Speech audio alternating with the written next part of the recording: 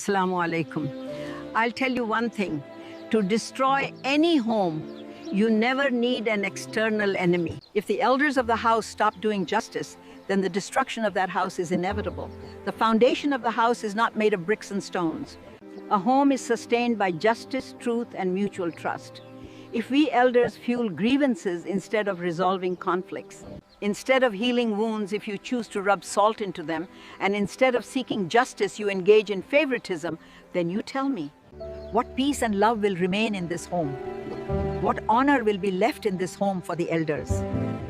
Then the walls of that house remain standing with bricks but fall with hearts. A house where the voice of truth is suppressed and lies are told in such a way that they seem true, and when every liar is promoted, the trees of love dry up there. Where there is no respect left, relationships only remain in name.